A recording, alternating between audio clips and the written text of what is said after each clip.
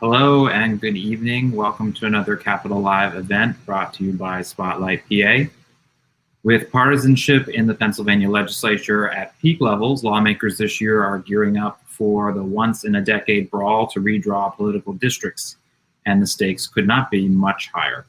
The state is set to lose a congressional seat. The representation of millions of people is on the line.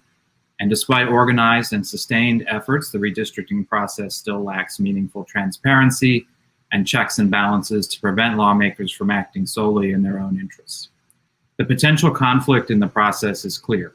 Those making the decisions have a personal stake in the outcome.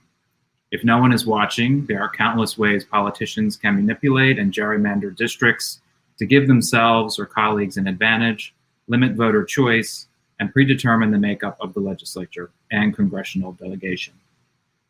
And that's why Spotlight PA is dedicating an entire year and the work of our esteemed reporter, Marie Albiges, to investigating redistricting. And that's why we've all joined together this evening, spend some time talking about the process and why it matters for local communities. So thank you all for joining us. We have a fantastic turnout. I'm Christopher Baxter, the Executive Director and Editor-in-Chief of Spotlight PA. For those of you who don't know, Spotlight PA is an independent, nonpartisan newsroom that covers the state government and urgent statewide issues. We don't charge for our journalism. In fact, we share it at no cost with more than 60 newsrooms across the state, helping keep Pennsylvanians in all corners informed and empowered to hold their government and elected officials accountable for their actions. But while our journalism and this event are free, they are certainly not free to produce. Unlike most other newsrooms, Spotlight PA relies exclusively on institutional grants and the direct support of our members. In advance of this event, you are asked to contribute what you can towards admission to help us keep this kind of public service programming free for all. And I want to thank those who have contributed so far in advance, and I know many have given now, so this list has grown, but in advance, Richard W., Phyllis M., Carol K., Kathy Y., Bernice F., Faith D., Jane J., Stephen K., Valerie W., Carol B., Nancy G., Randall T., Rochelle N., C. Fulis, Charles N., Mariana S., and Robert G. A big welcome to our new members and a big thank you to our current members who are already doing their part to support Spotlight PA's essential work, as well as those who are supporting our redistricting coverage this year, including Trib Live, the Tribune Review in Pittsburgh, Penn Live in Harrisburg, WITF Public Media in Central Pennsylvania, WLVR and Lehigh Valley Public Media, and VoteBeat, a nationwide project covering election integrity and voting. Finally, an important request. For those of you who are able and have not yet contributed what you can to attend today, please take a moment now. You can click the green bar at the bottom of your screen or go to spotlightpa.org/donate and become a member for any amount. This is an honor system entirely, but we rely on your support to keep these public service events free and available to everyone in Pennsylvania, regardless of their financial resources. Again, the address is spotlightpa.org/donate. Thank you. A few last housekeeping items. Thank you to all who have sent questions in advance. We're going to get to as many of those as possible. If you have not yet asked a question, you can use the Ask a Question feature here in Crowdcast. To do so, simply click the Ask a Question icon in the bottom toolbar and type in your question, hit send. Maria and I will moderate the questions, and like I said, we'll get to as many as possible. Second, I just want to let everyone know that we're recording today's event, so those who are unable to join can catch up later, or if it's thrilling enough, we can all watch again later tonight. Last but not least, I'm excited to introduce our redistricting reporter, Marie Albiges, who will lead today's panel discussion. Marie, I toss it over to you. All right, thank you so much, Chris. And thank you to everyone who has tuned in to learn more about this important topic. The fact that so many of you are here just speaks wonders to how many of you are actually paying attention, which is way different than it was last cycle. So most of you listening probably already know that redistricting is the process that occurs every 10 years when the state's legislative and congressional boundaries are redrawn to account for population changes. And to help us put it into perspective about why this should matter to you and why it has these lasting effects on communities, we have three amazing panelists that I want to introduce you to who have lived experiences with redistricting and have really paid attention to how it impacts all kinds of communities in Pennsylvania. So I'll introduce each of you one at a time, and if you could just explain in a minute or so what you're paying attention to this redistricting cycle, and that'll help kick us off for the questions that we've had submitted in advance and questions that I have for you. So first we have Shalawa Ogunmefen, who is the Executive Director of Pennsylvania Voice, a partnership of more than 47 organizations working together to expand power for communities of color. Shalawa has spent years helping communities build political power and ensuring the voting rights of people of color and other minority groups. So Shalawa, what are you paying attention to this redistricting cycle? I think that we've been paying attention for the last 10 years to the growth of communities of colors in the state of Pennsylvania. When we did our first racial growth analysis in 2015, we noticed that BIPOC, Black, Indigenous, and people of color communities were 20% of the state. And in the last 4 years, between 2015 and 2019, have grown to 24%. And so I think that walking into this process, we're really paying attention to the growth of communities of color in the state and how that is translating to representation, in addition to those areas where communities have not had the opportunity to govern themselves, but should because of representation. Yeah, and I'll be interested to hear how you're reaching those communities to educate them more about this process. Second, we have Khalif Ali, who is the Executive Director of Common Cause Pennsylvania. He's a Pittsburgh native, and he has an extensive background in issues of democracy and community organizing, and has a wealth of knowledge about redistricting in Pennsylvania. Khalif, what are you paying attention to? So, what we're seeing based on conversations we've been having with people from all over the state is, this waning confidence in democracy. And it's waning because of the fact that it doesn't work for everyone in the same way. There's processes in place that don't allow for people to be heard in a fair manner, and we're about to discuss one right now. But we're paying attention to the level of confidence that the citizens of Pennsylvania have in democracy and their willingness to participate in any type of process related to democracy. And it weighs heavily on the decisions that their elected leaders make with regard to, in this case, redistricting reform. So I'm looking forward to digging into what it's going to take to reinstill that confidence. Right, it's all tied together, right? Mm-hmm. And lastly, we have Salim Holbrook, the Executive Director of the Abolitionist Law Center, a law project dedicated to ending race and class-based discrimination in the criminal justice system. Salim also helped co-found the Human Rights Coalition and has frequently organized and written in defense of prisoners' rights and other social justice issues. Salim, welcome. What are you paying attention to this redistricting cycle? We want to make sure that Black communities, communities of color, and marginalized communities trapped in poverty and systematic racism and oppression are counted appropriately. We believe that counting communities appropriately is fundamental to building democracy and power in communities that have historically been pushed out of democracy and pushed out of power. So that's one area that we want to make sure that Black, brown, and marginalized communities make sure that they're counted. Another area that we are focusing on is prison gerrymandering, and that is counting constituents from Philadelphia who are in the criminal justice system. They are being counted as residents in rural prisons in upstate Pennsylvania, as opposed to being counted in the communities that they come from. And what distinguishes this population from other centers of population or other groups of people is that this is a captive population, right? This is not a college student that went to college in upstate New York, in upstate Pennsylvania, got counted, then left, and is still being counted 10 years ago. This is a population that is a captive population. So we want to ensure that those populations, those people are counted in the communities that they come from, because them being counted in Philadelphia or Allegheny County, which are the communities where the majority of the prisoners, Black and brown prisoners in Pennsylvania, primarily come from the urban centers. We want to make sure that they are being counted in their communities, and that the allotment of power that the census does in the state legislature, specifically in Pennsylvania, is counted toward Philadelphia and Pittsburgh and the communities they come from. So that's something that we're paying attention to, and something that traditionally has not really had a spotlight on it.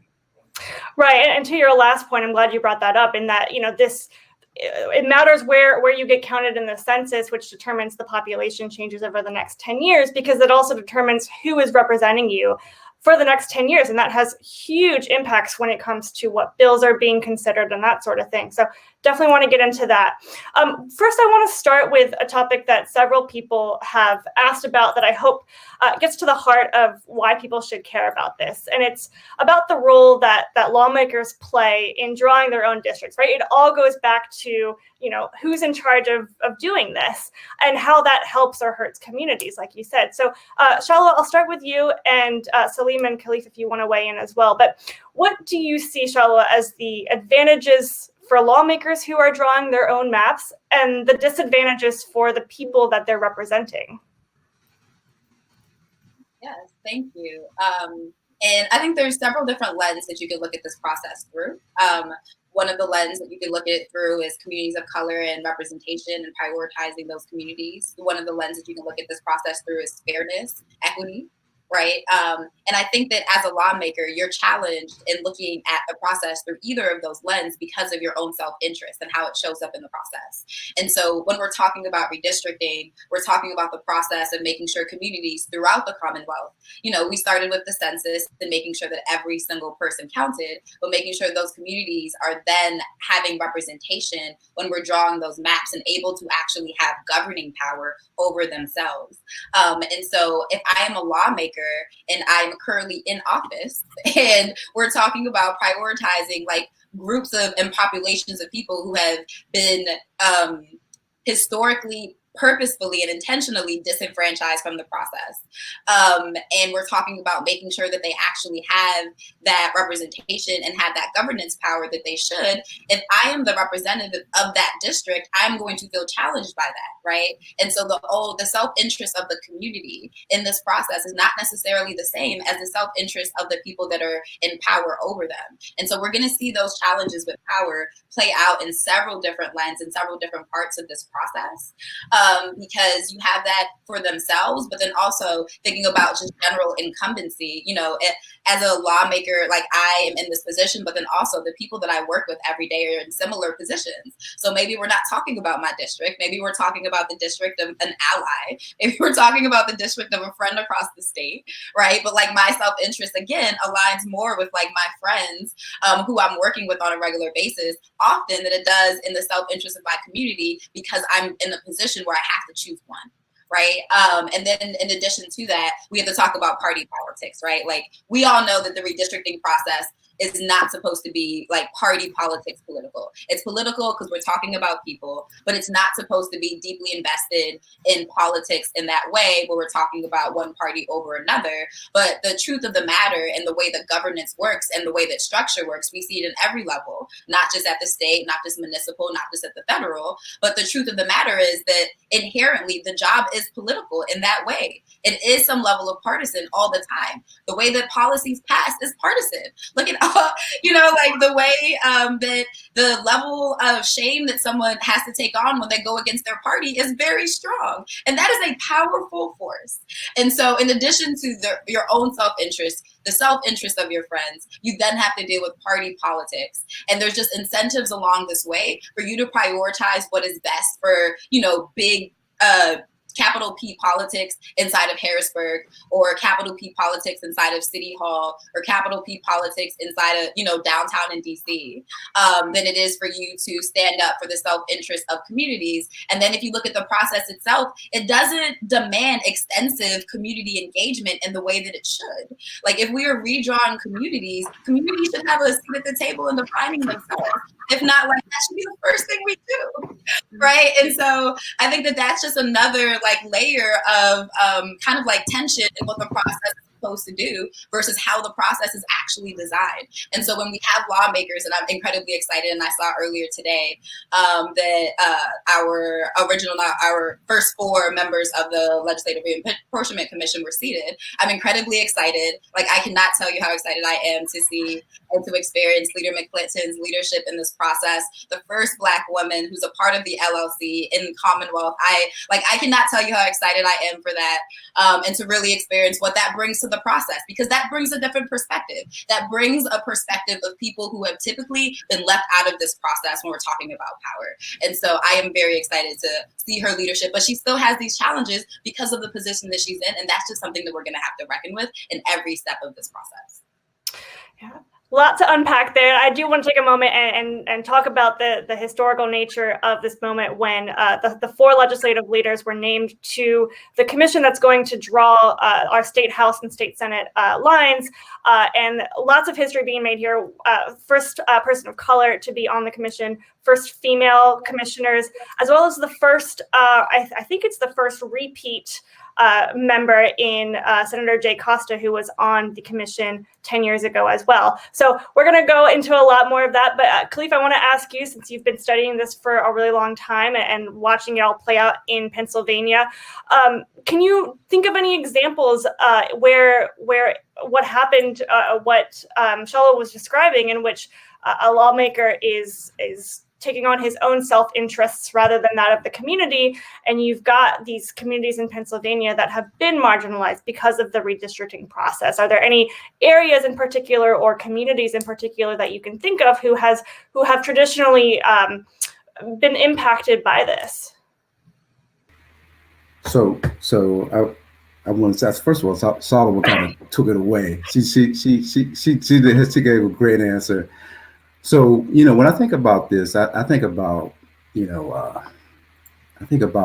power versus voice, right?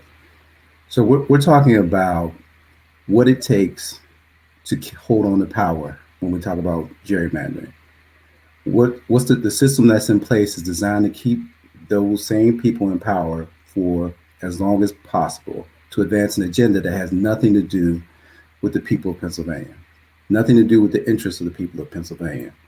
And so that's what, when I think about everything that we're talking about today, that's what I think about. It's the power versus the voice of the people. And there's, our elected officials don't see enough value in the voice of the people to change this system right now. And so we need to, that's why we're here. That's exactly why we're here, to remedy that. Now, in terms of examples, so I'm not trying to be facetious, but it's better to ask me, where haven't I seen the interest of politicians trumping the interests of the people? So based on my experience, these are the 3 priorities for most elected officials: donors, party, then constituents. Or you can switch the first 2 if you choose, or if you like at any point in time. But those are the 3 priorities that I've witnessed and I've observed from most elected officials. And so that leaves very little room, or that leaves constituents at the bottom of the rung in terms of expressing themselves, expressing disenchantment, dissatisfaction with anything. And so, for us, that poses a real problem, because this is all about voice. Democracy is about voice, the voice of the people, all of the people, not some, not a portion, not a fraction, not a particular race or anything like that, but all of the people. And so we have to figure out a system. We have to determine a system that allows for people to express themselves in a way that, in a way that reaches elected officials, in a way that they take it into consideration very seriously. So, that's, so there, I don't want to sound like a bad news bringer, but there aren't many situations where our constituents are seen as the priority in any particular agenda. And you touched on it, there are lasting effects of this, right? It's one thing to just say, my community was gerrymandered or my community was disenfranchised, but Salim, you've lived this, right? I wonder if you could talk about, what happened when you learned that the system was being unfair to you and how it was marginalizing your community. Yeah, I think, look, for me, I'm unapologetic in this for the power. Like this is a contest for power between my community and communities that are deprived of power and pushed around by the state legislature. That's what this is about for me. So just to give some context for me, became aware of prison gerrymandering inside of prison 20 years ago. When I was a kid, I was sentenced to life without parole in Pennsylvania, and I was in upstate Pennsylvania, Central PA, in SCI Huntington, and that's where I first read about prisoners challenging not just prison gerrymandering, but also fighting for the right to vote, because when you are convicted and sent to prison, your punishment is your freedom being taken away from you. You should still have the right to participate in your democracy, because this is our democracy. So I learned about it in there. It was very crystal clear. It was to us that we were not part of that community, and in fact, we were told that you are not part of this community. The prison I was in was close to 80% Black and people of color. The prison administration was probably like 97% white. The community around it was also the same, and they made it clear to us that we're not from we're not considered part of their constituents, and the legislators up there made that very clear, that you are not my constituents, right? So if there was abuse inside of the prison, if there was inadequate health care inside of the prisons, whatever problem we had inside of that prison, when we reached out to legislators from that area to address it, the first thing they would say is, why are you contacting me? You should contact your legislature, which is someone from Philadelphia, right? Or someone from Pittsburgh, depending from where you're from, or some other urban community. So it's a catch-22, because on the one hand, you're counting us as your constituents, right? But you're telling us, like, look, you're not my constituents, right? I just want the political power that comes from you being in my district. And, because of that, we connected that. And this is something where we bring I'm not going to say we have to look at this from a historical lens. This prison gerrymandering to us is not something new. It is part and parcel of that historical process of disenfranchising communities, Black communities and communities of color, and as well as marginalized communities in this country since its founding. So whether it was a poll tax that was placed on us, where they would put a jar of beans on the counter and ask someone to count how many numbers or guess how many numbers in the jar before they would give them voting applications at the end of Reconstruction, whether it was Jim Crow segregation that basically terrorized and prevented our people from going to the polls. Prison gerrymandering, when you seek to suppress our political power, whether it's through the vote or whether it's through our representation within this democracy, that is part of the historical process of disenfranchising our communities. And that is why we fight. And also, too, this is not about stripping any other people or communities of their rights, because this is something that's very important that I feel that we have to lead with, right? And we have to strike it into the stake of our opponents, because we have a lot of people in this state who get uncomfortable when we start asserting our rights, as if we're trying to take rights from any other communities in rural Pennsylvania. Absolutely not. I want rural Pennsylvania to have as much power as they can. Go ahead and get it, because we're going to get ours, right? And when we see examples like people rising up on January 6th this year, storming the United States Capitol, right? That is an example of people rising up to take people's rights, right? To strip communities of their rights. What we are rising up for and what we are fighting for is to assert our rights, and to assert our rights within this democracy as everyone else, and not take anything else from any other community. So I think that's something too very important to lay out when we're talking about gerrymandering as well as prison gerrymandering. No, thank you for that. And, it all comes down to power. And we've gotten a lot of questions around this. There's been a lot of legislation around creating independent commissions, around making the process more transparent, making or requiring lawmakers to explain their reasoning when they draw the maps. But in order for that to pass, we have to convince lawmakers to do that. And so we've gotten a lot of questions. Sid H, Natalie M, and Mary E all asked a version of this question, which is, why would lawmakers willingly give up their control of the redistricting process to begin with? Khalif, you want to take that?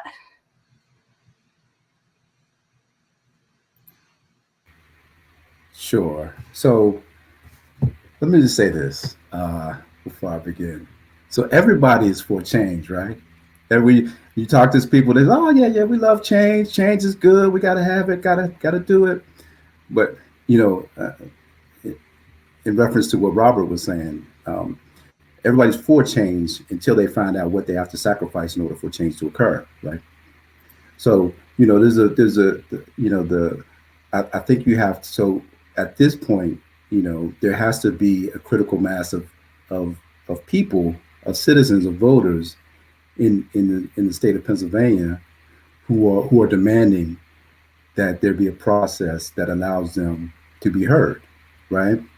And so a lot of the work that we do, Salawat and a number of the organizations that we partner with, is we work on a grassroots level. We talk to people. We help educate people around the importance of this issue, because one of the things that I've talked about, even in the neighborhood that I live in Pittsburgh, is people don't want to hear about no redistricting reform. People don't want to talk about that stuff. People want to get their kids back in school. People need jobs. People. The reality of people today who we represent is what they see in their home and what they see when they step outside their door. So our job is about educating and helping people connect to why this is an important issue. So educating, building awareness is a critical part of this process, and helping to get that critical mass of voters who can then make it known that they want to see a change happen in this process, because they recognize what's happening, that the power is being leached, that is being stolen, is being taken, and because people don't realize the power that they have often. You get so used to dealing with the situation as it is, the process as it is. People are accustomed to not being heard, to going and just voting for whoever.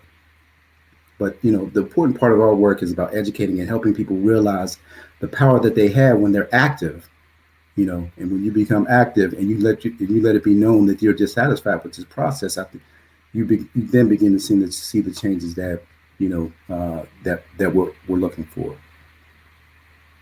And I've definitely noticed an uptick. I mean, I wasn't covering this 8 or 10 years ago, but I've definitely noticed an uptick in people paying attention. So that's great. Shalwa, I want to ask you if you could kind of lay out what's going to be different this time around with the redistricting cycle. In a lot of ways, it's going to be a repeat, but there are some things that are going to be a lot different. And we touched on one of them being the makeup of the Legislative Reapportionment Commission. Can you talk about, the timing, citizen involvement, and who's going to be in charge, that sort of thing?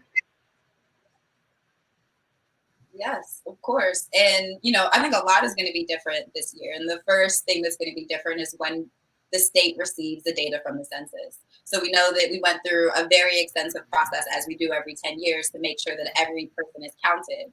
And then so from that census process, we get data from the census saying this is who people are and this is where they are. Not exactly who people are, but this is where people are and where people actually live, right? And so normally that data is coming out in March and April. Normally that data comes out rolling. So some states that have elections early the fall next year are able to go through an extensive process to actually get maps, because you can't, it's not a 2-week process to go from, census data to equitable maps, right? And so this year the census has pushed back that release date to September 30th. For all states across the country. And so what that means is that we are not going to get data, and we're not going to be able to actually draw lines. And we, in this case, us as advocates and folks that are working with the community to actually, think through what this means. Also the state, like anyone who is looking at this process, we need the census data in order to actually go to the next step and draw lines based on that census data. There's tons of room for public engagement that is created here, right? Earlier, I mentioned that the process as written doesn't demand public engagement. It doesn't demand that we start from the community, get talking about their self-interest and how they actually think of their own communities and how they think about their lives, which very likely isn't a state house district. It's not a congressional district, right? Like, people think about how they move around in the world, and that is their community. But starting with that as the basis, we have the opportunity this year, because we have from now until the census data comes out, which isn't until September, to actually have those community conversations. I know that we're working with a coalition of folks, and Khalif mentioned CASA and Make the Road and One Pennsylvania, Common Cause, lots of our other partners that are actually having these conversations and have been going in the community and having these conversations for a few years, and moving those to the next steps of actually thinking through what do we want to see happen for ourselves.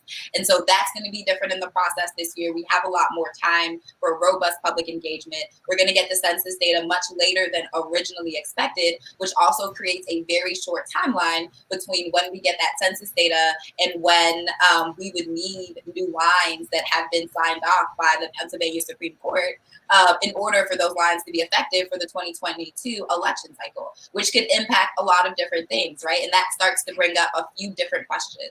Is the election going to happen under the current lines, and then the next election happen under new lines? Are we going to push back the election, right? Like, I think that we saw a couple of folks over the last couple of weeks, actually, a couple of elected officials say their stance on this. And I think that the reasoning behind it is also important into why they want to see this happen. If we're saying we want to push, if we're saying we're not going to have the process completed because we want public and robust engagement to make sure we have the best and most equitable lines, that's one thing. But what is the intention behind why we actually want to move the election? Because I think that matters. And I think that in all of these changes that are happening, because that census data is getting pushed back, I think that we need to be having those conversations transparently.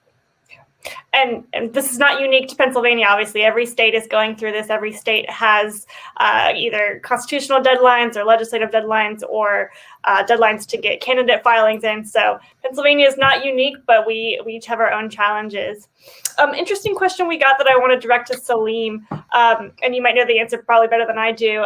Can the Legislative Redistricting Commission, who draws the state house districts, and the full legislature, which draws the congressional districts, can they make the decision to count prisoners from their last home address rather than from prison locations? Is it too late for them to do that, or can they still draw the lines as if they were counting the incarcerated population in their hometown? I'm not 100% sure on that, but I believe that they can. That commission does have a lot of discretion and authority when it comes to that. They can also make very strong recommendations to the governor, and to the state legislature. So I believe that that's something that they can. Shalawa may be able to answer that question a little bit better. Sorry to throw that on your lap, Shalawa. But it's interesting because one of the things that we're doing right now is we've partnered with Fair Districts PA to place a lot of pressure on that commission, as well as the governor, to start speaking out more that, prison gerrymandering needs to end, and that prisoners need to be counted in the jurisdictions where they come from, not the jurisdictions or districts that they reside in.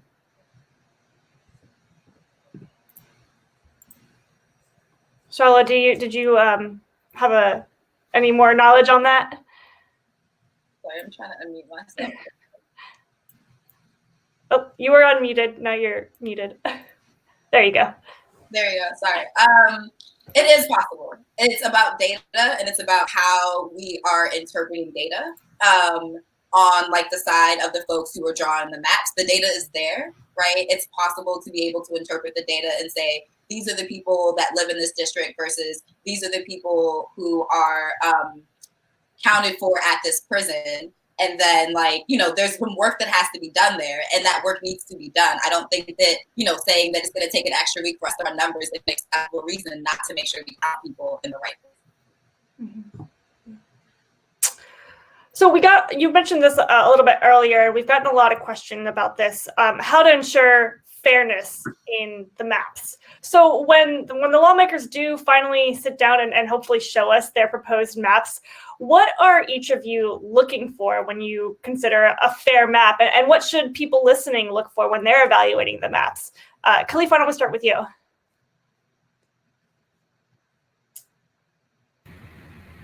So, I think the main thing is to ensure that everyone is heard, right? And so, one of the things that we'll be looking for is to see the level of public input that's accepted, public hearings, the number of public hearings that will be held, and so it can't just stop at public input. We need to know how the information is being used. What the process is for determining what is useful, what's not useful. It just has to be an open and transparent process that allows for feedback and at times criticism or what have you. But the main thing we're looking for is public input, public hearings, how they're shifting through the information that they'll get. They'll probably get a lot of maps. We're going to get a lot of data to weigh in terms of drawing districts. And we just want to make sure that they're taking the input of the public very seriously. I don't think it's about what we want. It's about making sure that they understand what the people of Pennsylvania want, and that they're taking it very seriously. And I will note that last decade they held public hearings for the first time. They held two. Yes,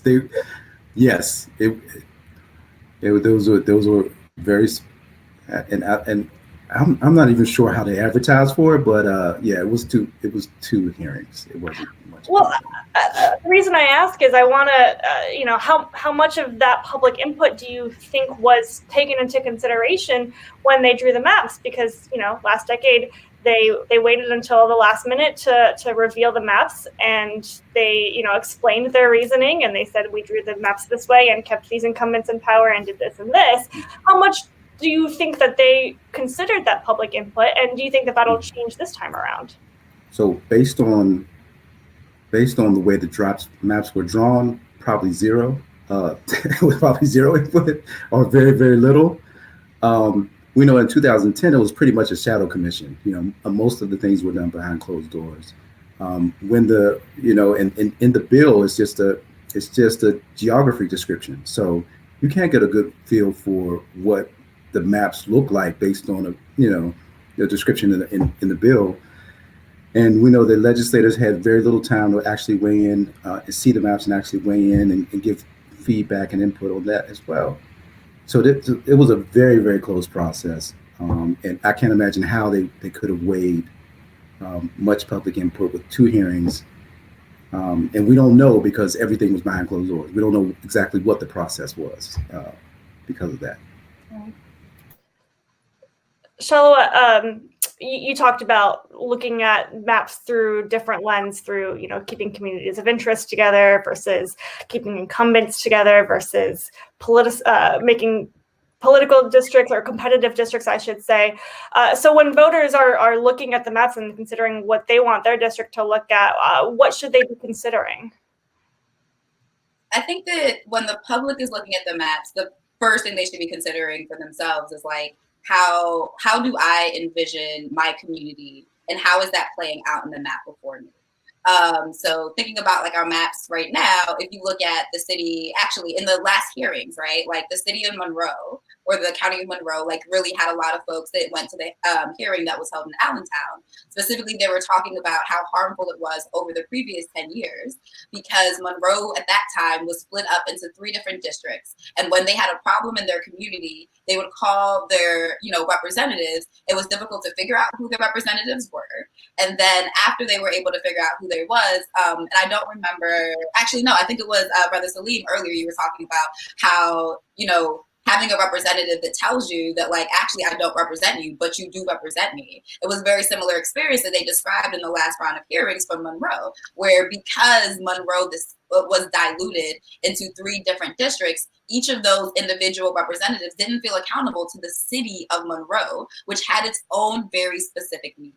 And so I think looking at this process this time, if you are in the city of Reading right now, for example, where that's another community, an increasingly large Latinx community, right? And that lots of population increase over the last 10 years. Currently, another place where power is completely split up into 3 different districts to dilute the power of that Latinx community. And so looking about how you think about yourself, do you think about yourself in terms of city, or like what is the way that you think about your community? And in these proposed maps that are being put out, how do they actually represent you, and how do they represent your interests, and how are you going to be able to have a direct line of conversation with a person who has governance over the community that you live in? So I want to ask you a little bit more about that, specifically your examples of Monroe and Reading.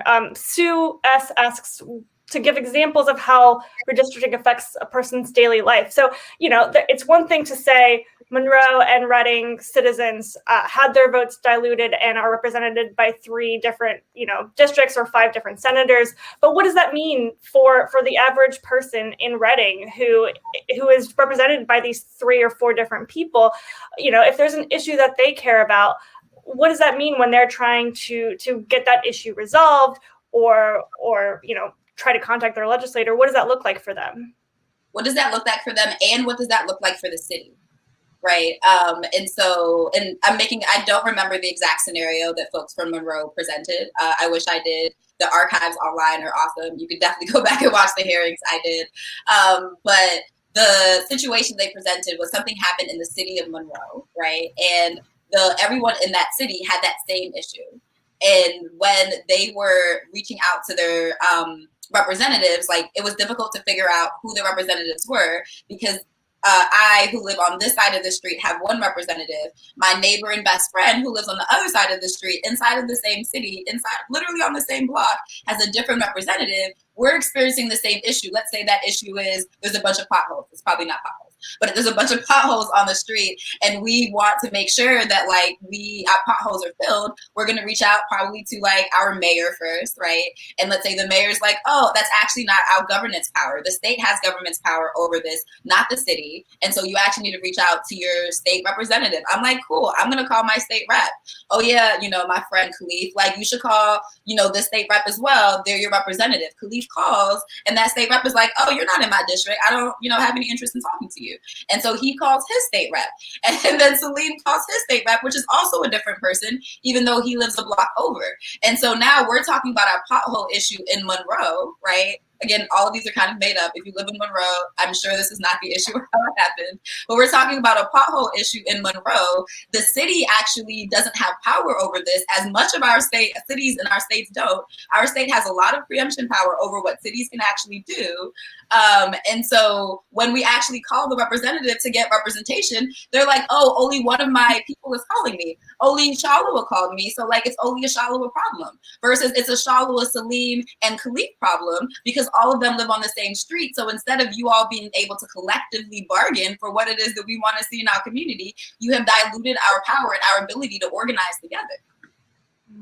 And I think, Salim, if you could speak a little bit more to this, because I think you are also just an example of what happens when, how redistricting affects your life. You mentioned issues that, you were having in the prison or some of your peers were having, and not being able or being told by a legislator, that's not my problem, right? And then, trying to get the legislator in the district where the prison was on the phone, and them saying, well, I don't want to hear from you because you're not considered my constituent. So what are the long-term effects of that? If your family is having an issue in Philadelphia, and that issue is not being solved because the people that hold all of the power are saying, no, I don't want to solve that issue. Can you give examples of what that looks like? Certainly. And that is definitely a broader question, just of how vulnerable communities just have to organize statewide to push back when, their loved ones are in situations like that. I can give you an example, though, of how this impacts legislators and constituents in Philadelphia. So just as I gave that example of the legislators from up rural Pennsylvania telling our family members like, hey, look, why are you calling me? You should call your legislators, right? Our families now have to call Joanna McClinton, right? They have to call State Representative Kinsley and say, hey, look, this is what's going on in the prison in upstate Pennsylvania. When those legislators now call to the prison and say, hey, look, why are you treating my constituents like this? The prisons then say, you're from Philadelphia. What are you calling all the way up here, inquiring into how we're treating people in our prisons up here, right? So it's just a constant, it's actually just to prevent accountability, right? And that's a systematic problem that we have. But here, let me talk about some things that can happen if we can count prisoners back in the jurisdictions that they are from. In Philadelphia, if all the prisoners were counted who are in state prisons from Philadelphia back in their legislative districts in Philadelphia, you would have two districts in North Philadelphia that would be overpopulated, right? And because it is overpopulated, then it would have to create two new legislative seats. So that's how many people from Philadelphia are captive in upstate Pennsylvania, that if they were, if their numbers, if their count was returned to their jurisdictions in Philadelphia, Philadelphia would have two seats in the state legislature, two new state representatives who can then go into the state legislature and battle for our interests, right? And battle for democracy in the legislature. And it's not so much about these rural districts getting money from our count, because that evidence is really kind of shaky, right? What it is it's the political power, because having two legislators in Pennsylvania's General Assembly then can enable them to fight for more resources and more funding to come back to Philadelphia. So this is how, if we were to end prison gerrymandering, it would have a positive impact on Philadelphia, but also even for the communities that are impacted. Listen, you want a fair and accurate counting of where you're from so that resources can be adequately distributed in your area. So even these rural areas, even though they have the prisoners being counted in their jurisdictions, they're still being underserved by having those prisoners in those jurisdictions, because it's not as if the legislators are doing anything with resources to bring resources back to those communities. They just want that for political power in the state legislature. So that's one way that we can move that power back to our communities and actually develop some type of positive change from it. You've given me a good segue before we get into reader questions, and that is if each of you could explain in 30 seconds or less how people can get involved. This was a question that was submitted a lot in advance of this panel. So if each of you could give it maybe your soundbite as to how people can get involved, where they can find more information. Khalif, let's start with you. So there are plethora of organizations throughout the state of Pennsylvania. All of us are doing something related to redistricting, PA Voice, us, Make the Road. I don't want to start the names because I don't want to miss anyone, but there's a ton of us, and you can go to any of our websites and get information and get connected in that way. But I want to say one thing that's very important. All of these forums, these panels are beautiful. They're great. It gives us an opportunity to kind of share information that's really important for people to take in and determine what they want to do. But this information doesn't mean anything unless people begin to have these conversations outside of these forums. So yeah, we have them, great. But if you're not talking to your neighbor, if you're not talking to other people in your in your community, having these conversations, that's really the basis of democracy, is the conversations that we have about what matters most to us and understanding how these systems work and impact us. Part of our job is to help you with that, but everyone here needs to have this conversation outside of this forum. When you get offline, you have to talk to someone else about this. You can't hold it to yourself or just go ahead. You just do your part.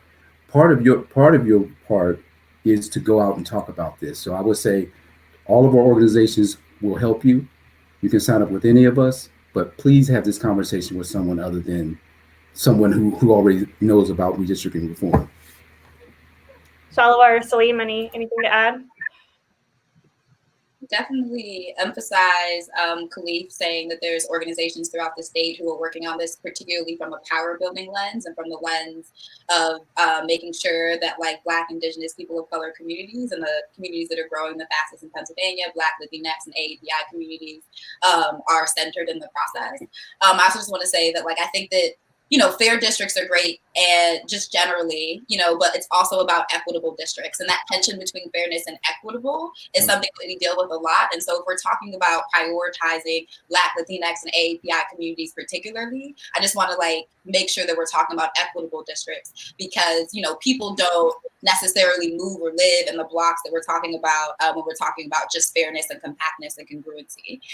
But in order to get involved, we have Keystone Counts. We started doing census work through our Keystone Counts Coalition in 2017, and we're continuing to lead that coalition and shift to redistricting. So please, please, please also sign up for our newsletter. But as Khalif said, 100%, there's so many organizations, One Pennsylvania, Common Cause, Make the Road, and CASA that are part of our work group and really leading this charge, particularly looking at state legislative redistricting. And the last thing that I will challenge you all to do is call your state legislators, find out how much they're paying attention to redistricting, what the lenses that they're looking at redistricting through right now, and demand that they have a public engagement process between now and when the census data comes out and then continuing after the census data comes out so we can make sure we have some more public engagement based on the accurate and specific numbers that comes out in the census, and make that demand. The more people that make that demand, especially outside of some of these areas where we know we have representatives that may be prioritizing Black, Indigenous, people of color. If you're in a district and I know Salim was talking earlier about rural Western PA, if you're in one of these districts, please, please, please call your representative, make sure that they know you're paying attention and that you understand this process, because them knowing that you're watching is going to change how they act. And I would say that for folks who are on this call who are from rural Pennsylvania, please visit the Abolitionist Law's website and sign up so that we can get in touch with you if you're interested in organizing around this. We also work with Free the Ballot, Incarcerated Families Voter Networking to end prison gerrymander, as well as Fair Districts PA. But I think that Shalawar said something that was very important, that you could start tomorrow by getting involved in this. Just call your state representative, call your state senator and talk to them about not just gerrymandering, but also prison gerrymandering, putting pressure on the LRC to make sure that prisoners are counted in the jurisdictions that they come from, not the prisons that they are housed in. So those are some ways that you could just plug right in and get right in touch. Also, the NAACP Legal Defense Fund has sued the state of Pennsylvania about prison gerrymandering. That lawsuit was dismissed just on technical grounds because the LRC was not, the members were not appointed yet. So I anticipate that sometime in the fall that lawsuit will be refiled. Great. Thank you guys so much. I think we have time for a couple reader questions, so I'll get to the most popular ones. We've gotten a lot of questions about the judicial redistricting, which I think could be a whole panel in itself. Khalif, do you want to take this one? I know you've been speaking about this for a while. Where it stands, if you could give kind of a high-level description of what it is and where it stands. Sure. So in our democracy, there's something called a balance of power that's split between three branches, right? Executive, legislative, and judicial. Judicial being the independent branch. So that's the independent branch, and it's important. Their independence is important because they're interpreters of the law. So they don't have a constituency that they report to. Their constituency is essentially the Constitution, and ensuring that based on the Constitution is a fair interpretation of the law. So HB 38 is saying that that we're no longer going to hold statewide elections for 3 appellate courts, but instead we're going to draw judicial districts in which each justice will reside and be elected in. So we know that, so I'll start by saying we know that this legislature has already gerrymandered our legislative districts. So we're not under any illusion that anything other than a gerrymandered judicial districts will occur, which will, again, we're talking about shifting power, will put power in the hands of Republicans in this case. And in the long view, I'll say this, is that we have a U.S. Supreme Court that is primarily conservative and that often defers to the state for many very important decisions. And so even as because what we do is we challenge these issues. Our organizations challenge these issues in court when they're unfair and that there's no, and the legislators aren't willing to move on it. We challenge it in court. If we don't have the ability to challenge these issues that are destroying democracy and the voice of the people, then there's really no chance for us to change anything in the state. So in the long-term view, judicial districts are going to tie judges to certain areas of the state and to a constituent base, like a legislator. And that totally destroys the balance of power in a democracy. It totally destroys the impartiality of justices in this country. I'm sorry, in the state. So right now, HB 38 is in the House. It's going to hit the floor. It's probably going to hit the floor. They're going to try to get it on the November ballot. I'm sorry, there's a lot of feedback. What we're going to add to your to-do list is to call your legislator and tell them that you don't want HB 38, that you don't believe HB 38 should hit the ballot. They should approve HB 38. I hope that was a decent.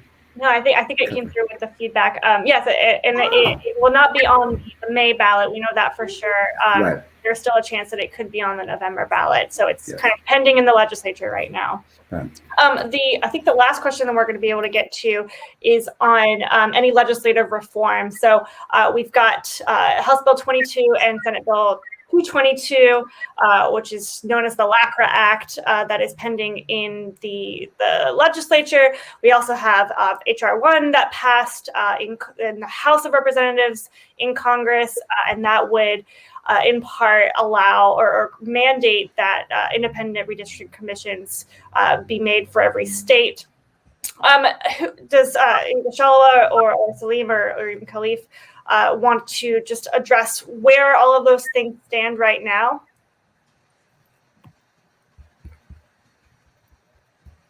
I'm sorry, I was actually answering a question in the chat about prisoners returning to Philadelphia, so I did not catch that question. No, you're fine. Shala, do you want to talk about any reforms and where they are?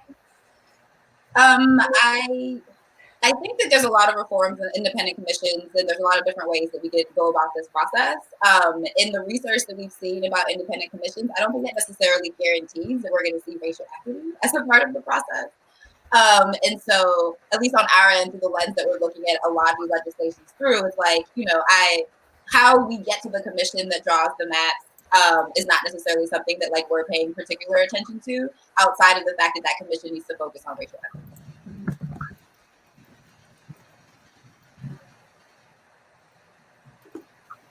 Khalif, anything to add on the legislative reforms that you're looking at? Same. It's the structure is one thing, but the process is the most important piece. Mm-hmm. That's the most important piece. Mm-hmm.